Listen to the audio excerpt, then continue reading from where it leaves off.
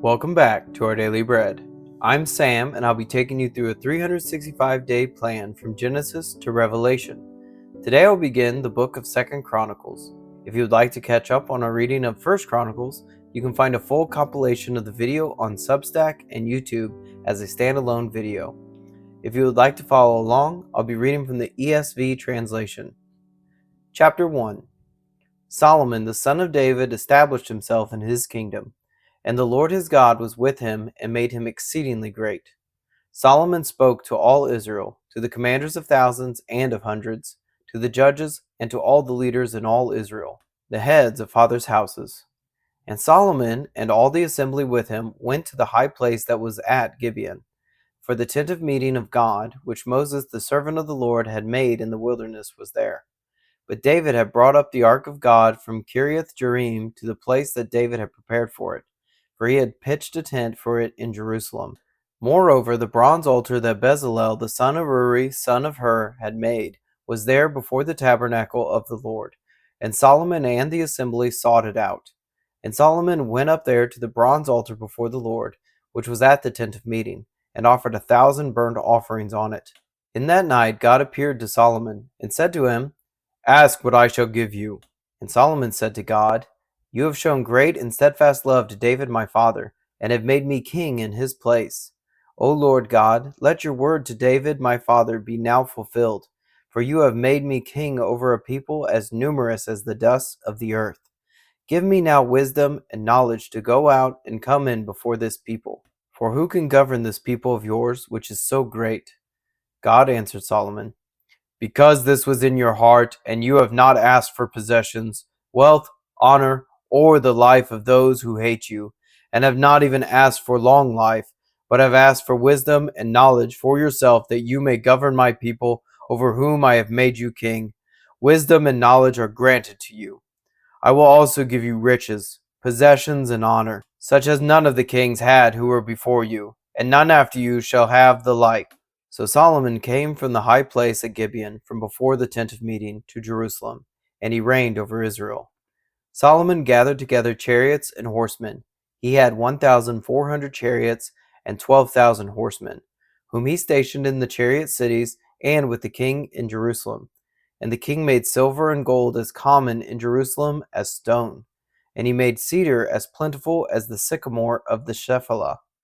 And Solomon's import of horses was from Egypt and Kue, and the king's traders would buy them from Kue for a price. They imported a chariot from Egypt for 600 shekels of silver, and a horse for 150.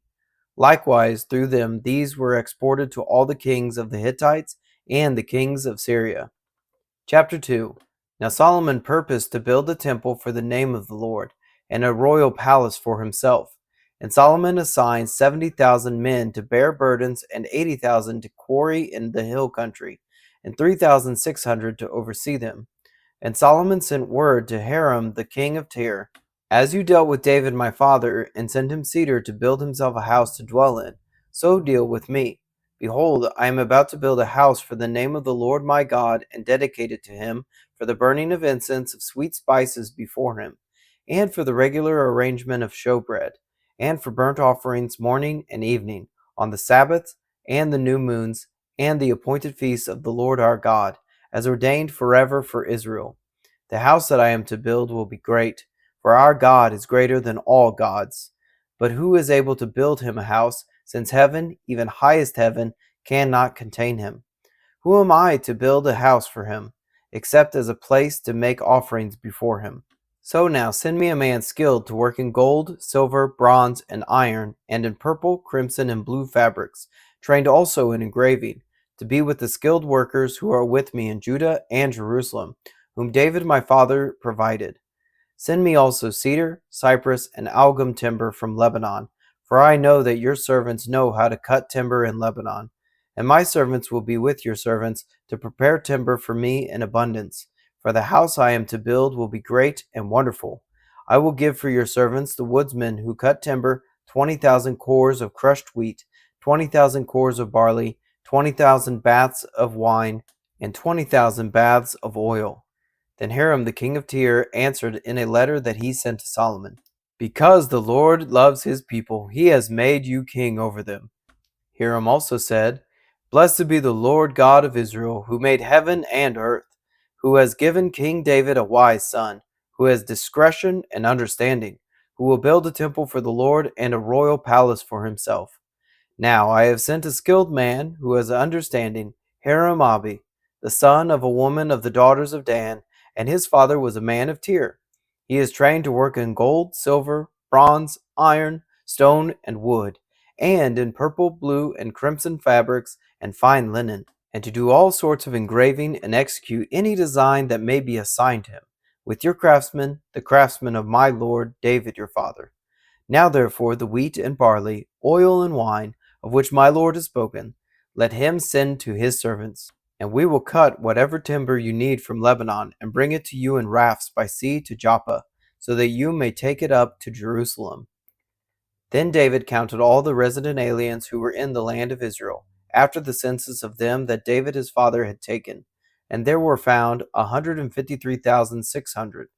70,000 of them he assigned to bear burdens, 80,000 to quarry in the hill country, and 3,600 as overseers to make the people work. Chapter 3. Then Solomon began to build the house of the Lord in Jerusalem on Mount Moriah, where the Lord had appeared to David his father, at the place that David had appointed on the threshing floor of Ornan the Jebusite. He began to build in the 2nd month of the 4th year of his reign. These are Solomon's measurements for building the house of God. The length, in cubits of the old standard, was 60 cubits, and the breadth 20 cubits. The vestibule in front of the nave of the house was 20 cubits long, equal to the width of the house, and its height was 120 cubits. He overlaid it on the inside with pure gold. The nave he lined with cypress and covered it with fine gold and made palms and chains on it. He adorned the house with settings of precious stones. The gold was gold of Parvaim. So he lined the house with gold, its beams, its thresholds, its walls, and its doors. And he carved cherubim on the walls. And he made the most holy place. Its length corresponding to the breadth of the house was 20 cubits, and its breadth was 20 cubits. He overlaid it with 600 talents of fine gold. The weight of gold for the nails was 50 shekels, and he overlaid the upper chambers with gold. In the most holy place he made 2 cherubim of wood, and overlaid them with gold. The wings of the cherubim together extended 20 cubits. One wing of the one, of 5 cubits, touched the wall of the house, and its other wing, of 5 cubits, touched the wing of the other cherub. And of this cherub, one wing, of 5 cubits, touched the wall of the house, and the other wing, also of 5 cubits, was joined to the wood of the first cherub. The wings of these cherubim extended 20 cubits. The cherubim stood on their feet, facing the nave.